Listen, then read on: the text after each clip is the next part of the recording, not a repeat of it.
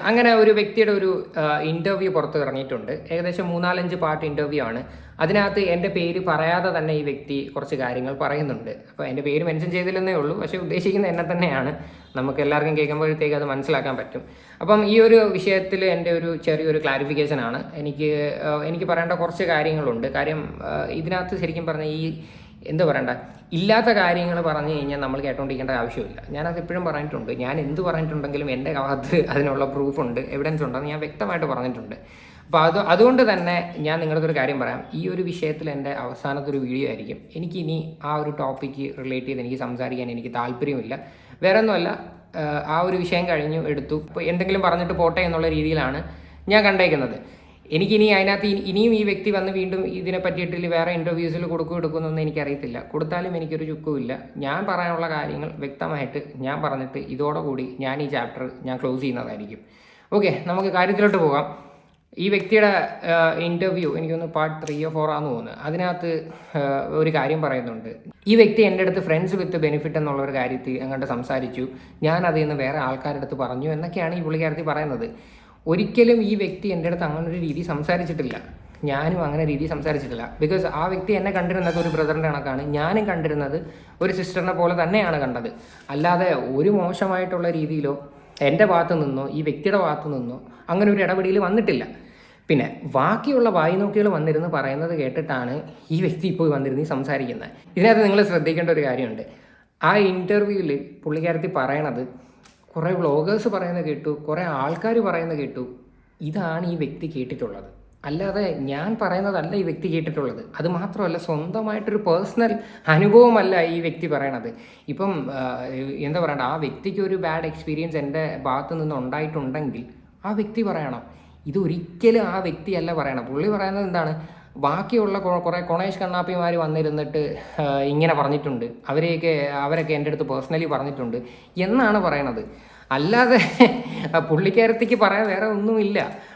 പിന്നെ രണ്ടാമതൊരു കാര്യം, എന്തിരുന്ന് ലാപ്ടോപ്പിൽ നിന്ന് പെൻഡ്രൈവ് കുത്തിയെടുക്കാനുള്ള സ്വാതന്ത്ര്യമുണ്ട് എന്ന്. ഇപ്പോൾ ഈ പുള്ളിക്കാരത്തി തന്നെ പറയുന്നുണ്ട്, അതിനകത്ത് പാസ്വേഡ് ഇട്ടിട്ടുണ്ട്, അത് ഓപ്പൺ ആക്കാൻ പറ്റിയിട്ടില്ല എന്ന് പറയുന്നുണ്ട്. അതുപോലെ തന്നെ പറയുന്നുണ്ട്, എൻ്റെ വീട്ടിൽ എപ്പം കയറി വരാനും എടുക്കാനും ഉള്ള സ്വാതന്ത്ര്യമുണ്ട്. ഒറ്റയടിക്ക് ഞാൻ നെഗറ്റീവ് അടിച്ചു കഴിഞ്ഞാൽ ഡൗട്ട് അടിക്കുമെന്ന് വെച്ചുകൊണ്ടായിരിക്കും ആദ്യമൊക്കെ സപ്പോർട്ട് ചെയ്തതെന്ന്. ഞാൻ എന്ത് ജെന്യുവനായിട്ടാണ് ആദ്യം എല്ലാം സപ്പോർട്ട് ചെയ്തതെന്ന് എല്ലാവർക്കും അറിയാവുന്നതാണ്. രണ്ടാമത്തെ കാര്യം, ലാപ്ടോപ്പിൽ നിന്ന് കുത്തിയിറക്കി ഇത് ആരാണോ എന്തോ ഈ കഥ അടിച്ചിറക്കിയത്. ഞാനൊരു കാര്യം വ്യക്തമായിട്ട് പറയാം. ഈ പറയുന്ന വ്യക്തിയുടെ അച്ഛൻ തന്നെ എൻ്റെ ഫോണിൽ ഇങ്ങോട്ട് വിളിച്ചിട്ട് ഈ കഥ പറഞ്ഞു തുടങ്ങിയത് എങ്ങനെയായിരുന്നെന്നറിയോ? ഈ പറയുന്ന മറ്റേ പയ്യനെ പറ്റിയിട്ടായിരുന്നു പറയുന്നത്. മോനെ, അന്ന് നിങ്ങൾ വരാൻ നേരത്ത് ഇൻ്റർവ്യൂ ചെയ്ത് കഴിഞ്ഞതിന് ശേഷം ആ പയ്യൻ ലാപ്ടോപ്പൊക്കെ തുറക്കുന്നത് നീ ശ്രദ്ധിച്ചായിരുന്നോ? അതിനകത്ത് തന്നെ എന്തൊക്കെയോ കള്ളത്തരം എനിക്ക് ഫീൽ ചെയ്യുന്നത്. അതായത് വളരെ അടുത്ത് ഒരു കുഴപ്പവും ഇല്ലാതിരിക്കുന്ന ഒരു സമയത്താണ് നമ്മൾ ഈ ഇൻ്റർവ്യൂ എടുക്കുന്നത്. അപ്പം നിങ്ങൾ ആലോചിച്ചോണം, അതിനകത്ത് നിന്ന് എന്ത് തേങ്ങ എടുക്കാനാണ്. ഞാൻ എൻ്റെ കൈ കൊണ്ട് പോലും ഞാൻ തൊട്ടിട്ടില്ല. ഞാനാണെങ്കിൽ അത് എന്ത് പറയണ്ട, ഞാൻ അവിടെ ഇൻ്റർവ്യൂ ചെയ്തു, എല്ലാം കഴിഞ്ഞു. അവൻ്റെ ക്യാമറയിൽ നിന്ന് ആ ഫയല് അതിനകത്തോട്ട് കയറ്റാനായിട്ട് നോക്കി. അൺഫോർച്ചുനേറ്റ്ലി അത് പാസ്വേഡ് ഇട്ട് ലോക്ക്ഡ് ആയിരുന്നു.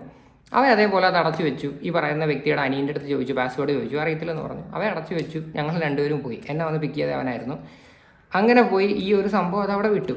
ഇത് പിന്നെ കറങ്ങിത്തിരിഞ്ഞ് ഈ ഒരു സ്റ്റോറി പെൻഡ്രൈവ് വന്നു. എന്തൊക്കെ കാര്യങ്ങളാണ് അവിടെ വരുന്നതെന്ന് എനിക്ക് മനസ്സിലാകുന്നില്ല. ഇതൊക്കെ ആരാണോ എന്തോ ഇതൊക്കെ ഇങ്ങനെ അടിച്ചിറക്കുന്നത്. ഓക്കെ, എനിവേ എന്തായാലും പറഞ്ഞോട്ടെ, എനിക്കതിനകത്ത് പ്രശ്നമില്ല. എൻ്റെ ഭാഗത്ത് പ്രൂവ് ചെയ്യാനായിട്ടുള്ള കംപ്ലീറ്റ് എവിഡൻസും എൻ്റെ ഭാഗത്തുണ്ട്. അതുകൊണ്ട് എനിക്ക് ഇങ്ങനെയൊക്കെയുള്ള കാര്യങ്ങൾ കേട്ട് കഴിഞ്ഞാൽ എനിക്ക് സത്യം പറഞ്ഞാൽ എനിക്ക് ഭയങ്കര കോമഡി ആയിട്ടാണ് എനിക്ക് ഫീൽ ചെയ്യുന്നത്. ഈ വ്യക്തിയോട് എന്തോ വൈരാഗ്യം വെച്ചിട്ടാണ് ഞാൻ പ്രതികാരം തീർത്തുകയെന്നുള്ളത്. എനിക്ക് എന്തിനാണ് ഈ വ്യക്തിയെടുത്ത് വൈരാഗ്യം വെക്കേണ്ട ആവശ്യം? എനിക്ക് ഒരു രീതിയിലും എനിക്ക് ഈ വ്യക്തിയെടുത്ത് വൈരാഗ്യം വെക്കേണ്ട കാര്യമില്ല. എനിക്ക് അങ്ങനെ വൈരാഗ്യം വെക്കാനായിരുന്നുവെങ്കിൽ എനിക്കും വായി തോന്നുന്ന തോന്നിയാസങ്ങളെല്ലാം വന്ന് വിളിച്ച് പറഞ്ഞൂടെ? എനിക്കും ഇതുപോലെ അവർ പറയുന്നത് കേട്ടു, ഇവർ പറയുന്നത് കേട്ടു എന്നും പറഞ്ഞിട്ട് എനിക്ക് പറഞ്ഞൂടെ? ഞാൻ ഒരിക്കലും പറഞ്ഞിട്ടില്ല. എൻ്റെ കണ്ണിൽ ഞാൻ കണ്ടിട്ടുള്ള കാര്യങ്ങൾ മാത്രമാണ് ഞാൻ വന്ന് പറഞ്ഞിട്ടുള്ളത്. ഞാൻ ഒരിക്കലും ഇല്ലാത്ത കഥ പറഞ്ഞിട്ടില്ല. ഇതിപ്പം ഈ വ്യക്തിയുടെ എനിക്ക് തോന്നുന്നു മൂന്നാമത്തെ റിലേഷനിലെങ്ങാണ്ട് ഏതോ ഉള്ളൊരു പയ്യനൊക്കെ വന്ന് റിയാക്ട് ചെയ്തപ്പം പോലും ഞാൻ അതൊന്നും എടുത്ത് വെച്ച് റിയാക്ട് ചെയ്തിട്ടില്ല. ബിക്കോസ് എനിക്ക് താല്പര്യമില്ല. കാര്യം ആ ഒരു കേസിൽ നിന്ന് സംസാരിക്കാൻ എനിക്ക് ഒട്ടും താല്പര്യമില്ലാത്തതുകൊണ്ടാണ് ഞാൻ റിയാക്ട് ചെയ്യാവുന്നത്. ഈ വ്യക്തിയുടെ ഫാമിലി ഇൻ്റർവ്യൂ ചെയ്തൊരു കാര്യം ഇപ്പോൾ പുള്ളിക്കാരത്തി പറയുന്നുണ്ട്. അതായത് നമ്മൾ പറയിച്ചു കൊടുത്ത് ഓരോന്ന് ചെയ്തതാണ്, ഇതാണെന്നല്ല. ഞാൻ ഒരിക്കലും എൻഗേജ്മെൻറ്റിൻ്റെ കാര്യമൊന്നും ഈ പറയുന്ന അവരുടെ പേരൻസിൻ്റെ അടുത്ത് ഞാൻ പറഞ്ഞു കൊടുത്ത കാര്യമല്ല. അവരായിട്ട് തന്നെ പറഞ്ഞ കാര്യമാണ് ഈ പറയുന്ന എൻഗേജ്മെൻറ്റ് കഴിഞ്ഞിട്ടുണ്ട് എന്ന്. ആ പറയുന്ന സാക്ഷിയായിട്ട് ആ പയ്യൻ തൊട്ടടുത്ത് നിൽപ്പുണ്ട്. അതാണ് അതിനെക്കാട്ടും വലിയ കോമഡി. ആ ഒരു സംഭവം പോലും ഞാൻ അറിയുന്നത് ആ ഒരു ഇൻ്റർവ്യൂവിൻ്റെ ടൈമിലാണ്. ആ പയ്യൻ തൊട്ടടുത്ത് നിൽക്കുവാണ്. അല്ലെങ്കിൽ ഇത് കള്ളത്തരമായിരുന്നുവെങ്കിൽ അവരെന്തുകൊണ്ട് എൻ്റെ അടുത്ത് അത് പറഞ്ഞില്ല? ഇപ്പം വന്നിട്ട് ഇങ്ങനെ സംസാരിക്കുമ്പോഴത്തേക്ക് നമ്മൾ ഇൻ്റർവ്യൂ ചെയ്ത ആളുടെ തലയിലുള്ള കുറ്റമാണ് എല്ലാവരും പറയണത്. പിന്നെ ഈ വ്യക്തി എൻ്റെ അടുത്ത് പോകുന്നതിന് മുന്നേ പറഞ്ഞിട്ടുണ്ടായിരുന്നു, നെഗറ്റീവായാലും പോസിറ്റീവായാലും നീ തന്നെ ഇൻ്റർവ്യൂ എടുക്കണമെന്ന്. 100% അത് വളരെ ശരിയാണ്. ഈ വ്യക്തി എൻ്റെ അടുത്ത് പറഞ്ഞ കാര്യം തന്നെയാണ്. അതുകൊണ്ട് തന്നെയാണ് ഞാൻ ആ ഇൻ്റർവ്യൂ എടുത്തത്. ഇനി ഇതിനകത്ത് വേറൊരു കോമഡിയും കൂടെ ഞാൻ പറയാം. ഞാൻ ഇവരുടെ ഫാമിലി ഇൻ്റർവ്യൂ എടുക്കുന്നതിന് മുന്നേ തന്നെ ആദ്യമേ പ്ലാൻ ചെയ്തൊരു സംഭവം എങ്ങനെ ആയിരുന്നെന്നറിയോ? ഇപ്പം ഇൻ്റർവ്യൂ എടുത്തൊരു ആങ്കർ ഉണ്ടല്ലോ, ആ ആങ്കറിനെയും കൊണ്ട് എടുക്കാനായിട്ട് ഇരുന്നതായിരുന്നു ഈ പറയുന്ന വാപ്പയുടെ ഉമ്മയുടെ ഇൻ്റർവ്യൂ. ഒരു പക്ഷേ അത് ചെയ്താൽ മതിയായിരുന്നു എന്നാണ് ഇപ്പം ഞാൻ ആഗ്രഹിക്കുന്നത്. കാര്യം അത് ചെയ്തായിരുന്നുവെങ്കിൽ ഇത് മൊത്തം എൻ്റെ തലയിലോട്ട് വരത്തില്ലായിരുന്നല്ലോ. ഇത് മൊത്തം അവരുടെ തലയിലോട്ട് അങ്ങ് പോയേനെ. അപ്പോൾ ഒരു സമാധാനം വന്നേനെ. ഇത് ജീവിതത്തിൽ 2-3 വട്ടം കണ്ട് പോയിട്ടുള്ള, വീട്ടിൽ സ്ഥിരമായിട്ട് പോകുന്നൊരു വ്യക്തിയായി, അവിടെ പോയി ലാപ്ടോപ്പിൽ നിന്ന് പെൻഡ്രൈവിൽ നിന്ന് സാധനം അടിച്ചു മാറ്റാനായിട്ടുള്ളൊരു വ്യക്തിയായി എന്തെല്ലാം കഥകൾ നമുക്ക് കേൾക്കേണ്ടി വരുമെന്ന് എനിക്ക് തന്നെ അറിയത്തില്ല. ഇനിയും ഇനി എന്തെല്ലാം കഥകൾ വരാൻ കിടക്കുന്നുണ്ട് എന്നും എനിക്കറിയത്തില്ല. ഞാൻ നിങ്ങളുടെ അടുത്ത് വളരെ ജെനുവിനായിട്ട് ഒരു കാര്യം പറയാം. ഞാൻ പറയുന്ന കാര്യത്തിനല്ല, എൻ്റെ ഭാഗത്ത് വ്യക്തമായിട്ടുള്ള പ്രൂഫും എവിഡൻസും ഉണ്ട്. ഈ വ്യക്തിയെ വളയ്ക്കാൻ നോക്കിയെന്നുള്ളൊരു പേരായി ഫ്രണ്ട്സ് വിത്ത് ബെനിഫിറ്റ് എന്ന് പറയുന്ന പുതിയൊരു സംഭവങ്ങൾ ഇപ്പം പൊക്കിക്കൊണ്ട് വരുന്നുണ്ട്. ഇത് സത്യം പറഞ്ഞു കഴിഞ്ഞാൽ ഈ വ്യക്തി ഭയങ്കരമായിട്ട് തെറ്റിദ്ധരിപ്പിക്കുവാണ്. ഇതിനെ പറ്റിയിട്ട് ഈ പുള്ളിക്കാരത്തേക്ക് ശരിക്കുള്ള ധാരണയില്ല. അവർ പറയുന്ന കേട്ടു, ഇവർ പറയുന്ന കേട്ടു, മറ്റവരങ്ങനെ പറയുന്ന കേട്ടു. ഈ വ്യക്തിക്ക് എന്തെങ്കിലും അങ്ങനെ ഒരു എക്സ്പീരിയൻസോ മോശമായിട്ടുള്ള കാര്യം ഉണ്ടെങ്കിൽ എന്നെയാണ് ഡയറക്റ്റ് വിളിച്ച് ചോദിക്കാം. അല്ലെങ്കിൽ ഈ വ്യക്തി എന്തെങ്കിലും പ്രൂഫോ അല്ലെങ്കിൽ ഞാൻ പറയണതായിട്ടോ എന്തെങ്കിലും ഉണ്ടെങ്കിൽ അത് വെച്ചിട്ട് സംസാരിച്ചു, എനിക്കൊരു പ്രശ്നവുമില്ല. അതാണ് ചെയ്യേണ്ടത്.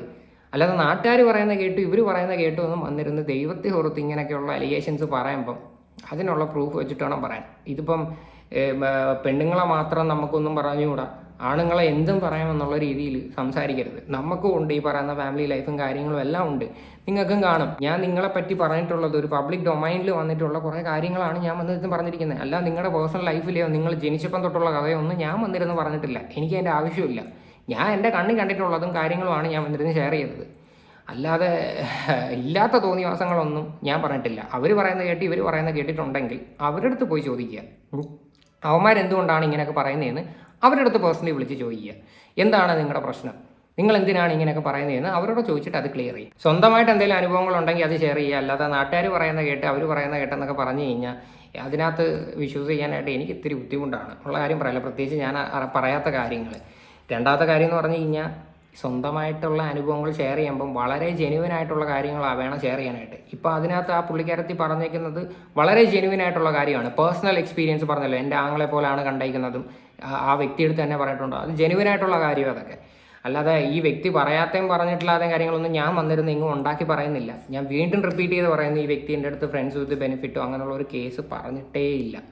കേട്ട സ്റ്റോറി മാറിപ്പോയതാണ്. അത് വീണ്ടും ഒന്നും കൂടി ചോദിക്കുക, അത് എന്താണ് സംസാരിച്ചത് എന്ന് ചോദിക്കുക.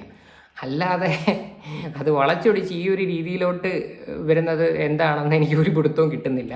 പിന്നെ ഓൾറെഡി നിങ്ങൾക്ക് എല്ലാവർക്കും അറിയാവുന്ന ഒരു കാര്യമാണ്, ഈ പറയുന്ന വ്യക്തിയുടെ യൂട്യൂബ് ചാനലോ ഇൻസ്റ്റാഗ്രാമോ ഒന്നും എൻ്റെ കയ്യിലില്ലായിരുന്നു. ഞാൻ ഇന്നേ വരെ അത് ലോഗിൻ ചെയ്തിട്ടുമില്ല. അഥവാ ഞാൻ ലോഗിൻ ചെയ്തിട്ടുണ്ടെങ്കിൽ അതിൻ്റെ ലോഗിൻ ഡീറ്റെയിൽസ് എടുക്കാനൊന്നും വലിയ പാടില്ല. രണ്ടാമത്തെ കാര്യം, അതിൽ ലോഗിൻ ചെയ്ത വ്യക്തി ആരാണെന്ന് നിങ്ങൾക്ക് എല്ലാവർക്കും അറിയാവുന്നതാണ്. അതുകൊണ്ട് ആ പുള്ളിക്കാരനോട് തന്നെ ചോദിക്കാവുന്ന കേസ് മാത്രമേ ഉള്ളത്.